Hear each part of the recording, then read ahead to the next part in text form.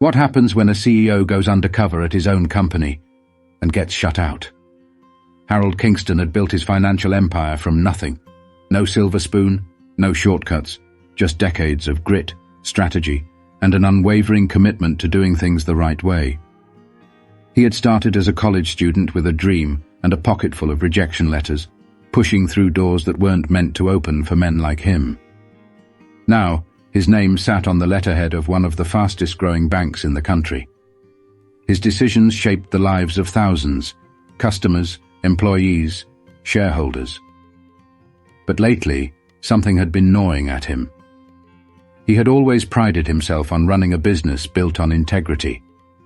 Yet in the past few months, murmurs had reached his ears. Complaints, subtle at first, then louder. Stories of customers being dismissed, ignored, subtly pushed away. It didn't sit right with him. Harold didn't rely on second-hand reports. He never had. If something needed to be understood, he needed to see it with his own eyes. And so, the plan took root. No warning, no assistance, no cameras, just him. He walked into his closet that morning and ignored the racks of designer suits, the silk ties, the polished leather shoes. Instead, he pulled out an old navy polo and a pair of jeans. Plain, nothing that screamed money or influence. His Rolex stayed on the nightstand. He slipped into a pair of sneakers, ones with slightly worn soles. Then he stood in front of the mirror. The man staring back at him was still Harold Kingston, but stripped of every visible sign of power. No tailored suit, no commanding presence of an entourage. Just another man. Another customer. Perfect. He grabbed his phone and called for a cab instead of his usual private driver. As he stepped out of his penthouse, there was a brief moment of hesitation. Not doubt, he'd already committed, but curiosity. Would this be a waste of time? Would his employees rise to the standard he had set? Or was he about to confirm his worst fears? The drive through Los Angeles was quiet. Outside, the city moved at its usual restless pace. Businessmen checking their watches, tourists taking pictures, street vendors setting up for the afternoon rush. But inside the cab, Harold was running through the possibilities. Maybe the complaints were exaggerated. Maybe it was just a few isolated incidents. But maybe it wasn't. His driver pulled up to the curb in front of one of his branches. A sleek, modern space, nestled between a high-end coffee shop and an insurance office. The kind of bank that was designed to feel approachable, yet professional. Harold paid the driver and stepped out. A deep breath. One step forward, then another. And the moment he pushed through those glass doors, the truth hit him faster than he was prepared for. Harold pushed open the glass door and stepped inside. The scent of freshly printed receipts and faint traces of cleaning solution lingered in the air. The bank wasn't packed, just a handful of customers scattered throughout, some seated, some standing in line. The walls were lined with posters promoting investment plans, mortgage offers, and financial services. He took a few steps forward and paused. Not a single employee acknowledged him. At first, he thought he was imagining it. He glanced over at the receptionist, a middle-aged woman with reading glasses perched on her nose, tapping away at her keyboard. He waited for her to look up. A nod, a smile, "Can I help you?" Something. Nothing. Then a man in a tailored suit walked in behind him. The receptionist's demeanor changed instantly. She straightened, smiled, and greeted him with a warm, "Good morning, sir. How can we assist you today?" Harold watched as the man was directed to a teller almost immediately. He clenched his jaw but forced himself to stay calm. Maybe it was a fluke. Maybe she was just distracted. So he stepped up to the counter where a young teller was finishing up with a customer. He waited his turn, hands in his pockets, glancing at the others in line. A well-dressed couple at the next window was receiving full attention, smiles, nods, detailed explanations about their transaction. Then it was his turn. The teller, a woman in her late 20s with perfectly curled hair, barely glanced at him. "What do you need?" Her voice was flat, disinterested. Harold gave her a polite smile.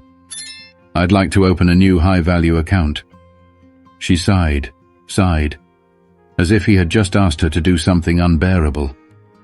"You need an appointment for that," she said. Harold frowned.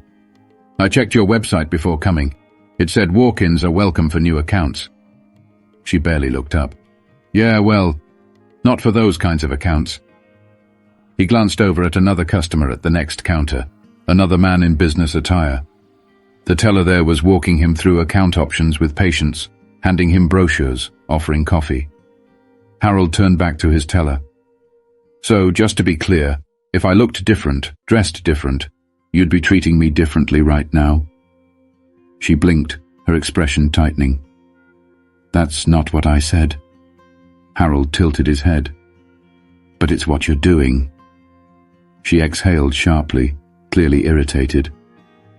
"Look, sir, maybe another branch would be a better fit for what you're looking for." His fingers curled into his palms. But he wasn't done testing just how deep this went. Harold could feel the heat rising in his chest, but he wasn't here to lash out. He was here to see, to understand.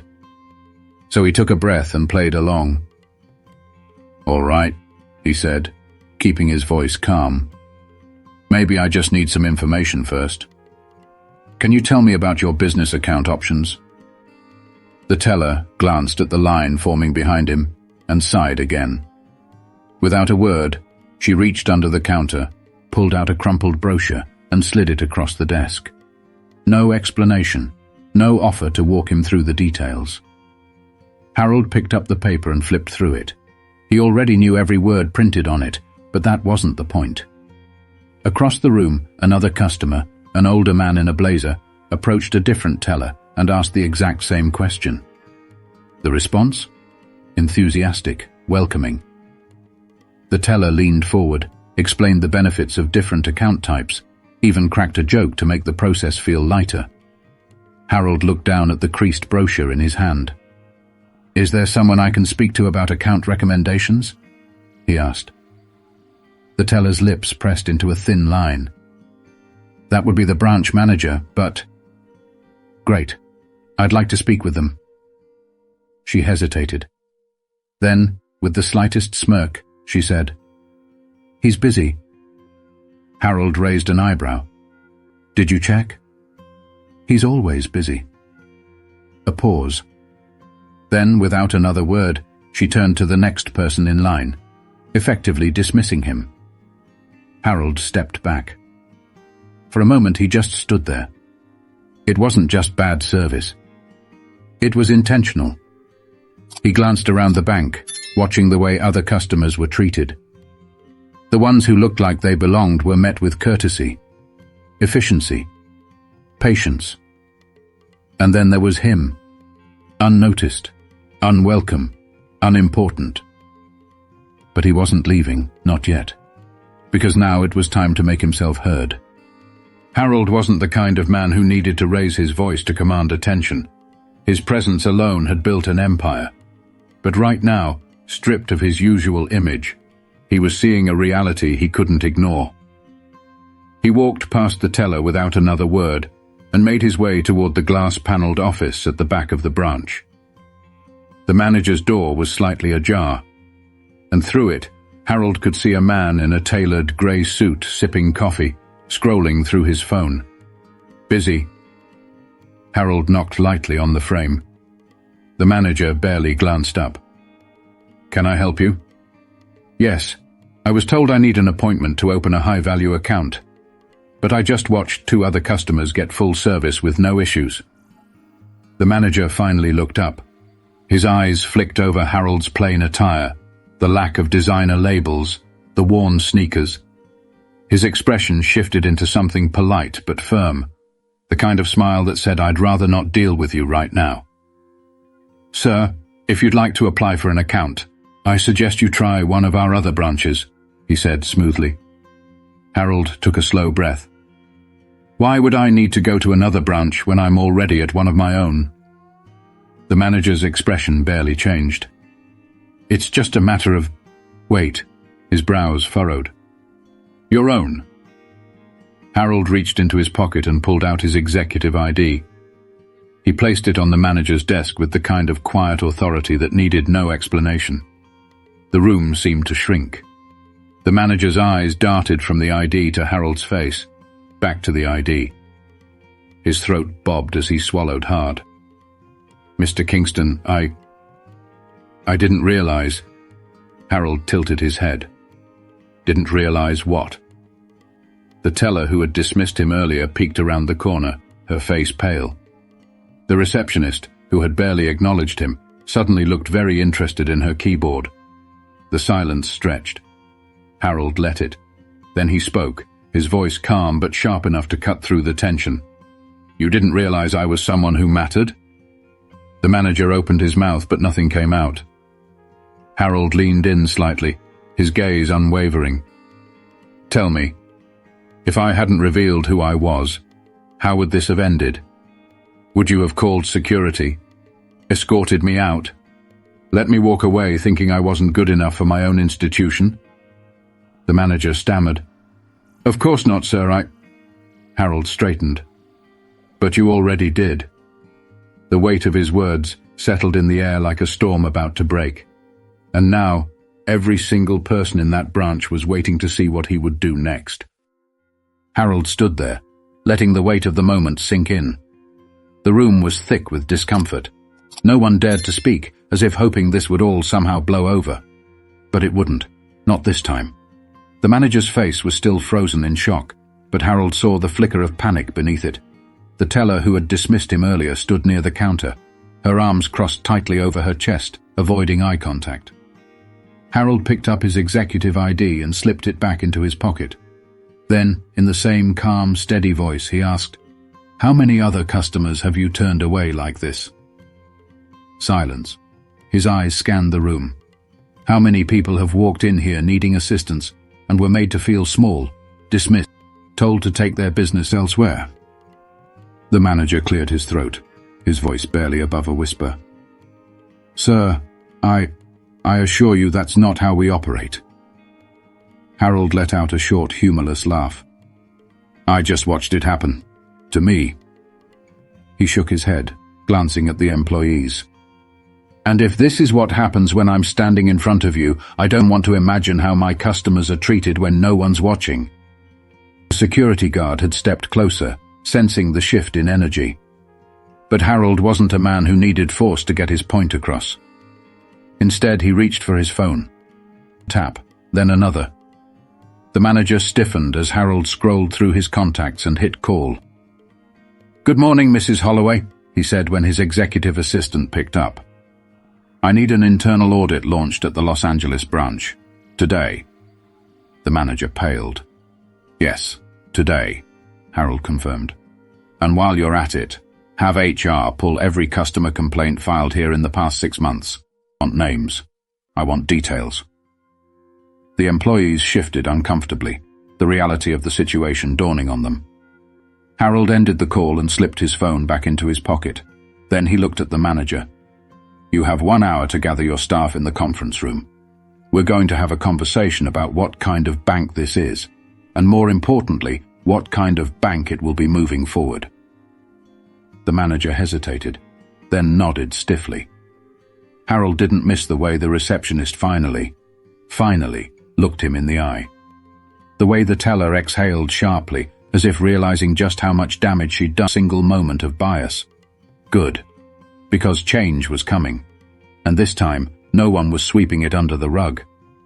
An hour later, the employees of the Los Angeles branch sat stiffly in the conference room, the air thick with unease. Harold Kingston stood at the head of the long table, hands resting on the polished wood. He wasn't here to yell. He wasn't here to fire people on the spot. But he was here to make sure they understood the weight of what had just happened. He let the silence stretch before speaking.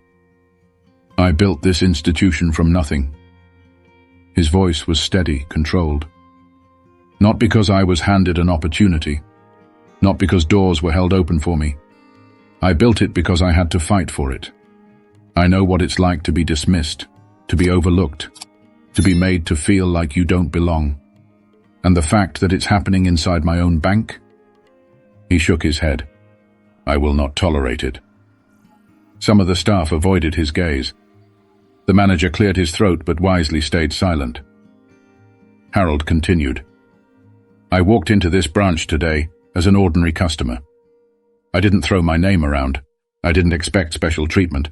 But what I did expect, what any customer should expect, was basic respect. He paused, letting his words sink in. What I got instead was excuses. Dismissiveness. Barriers thrown in my way for no reason other than someone deciding I wasn't worth their time. The teller, who had refused to help him, shifted uncomfortably in her chair. Harold turned his eyes to her. Would you like to explain why you assumed I wasn't here for legitimate business? Her face burned red. She opened her mouth, then closed it. Harold gave her a beat. Nothing? I just thought... She started, but the words trailed off into nothing. Harold nodded once. That's the problem, isn't it? The room was painfully still. Then he exhaled, shifting gears. I don't run my business based on who looks the part and who doesn't. I run it on trust, on service, on making sure that when someone walks through those doors, they feel valued, not judged.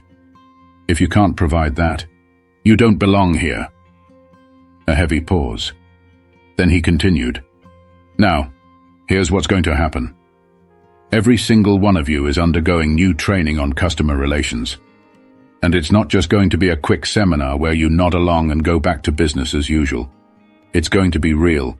It's going to make you uncomfortable, because that's what change feels like. The manager cleared his throat. Sir, You'll be the first one in that training, Harold cut in smoothly, since leadership starts at the top. The manager closed his mouth. Harold straightened. This isn't about punishment. It's about accountability. People deserve better, and from now on, that's exactly what they're going to get.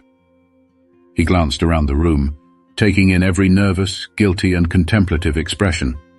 Then he picked up his phone and sent out one final message. A direct email to every branch. A statement. A promise. A warning. Because from this moment forward, no one would walk into one of his banks and feel like they didn't belong. Not on his watch. Some lessons hit hard, but the hardest ones, those are the ones that change everything. What would you have done in Harold's position? Drop your thoughts in the comments below. And if you believe respect should never be a privilege, but a standard, hit that subscribe button. Because stories like this, they need to be heard.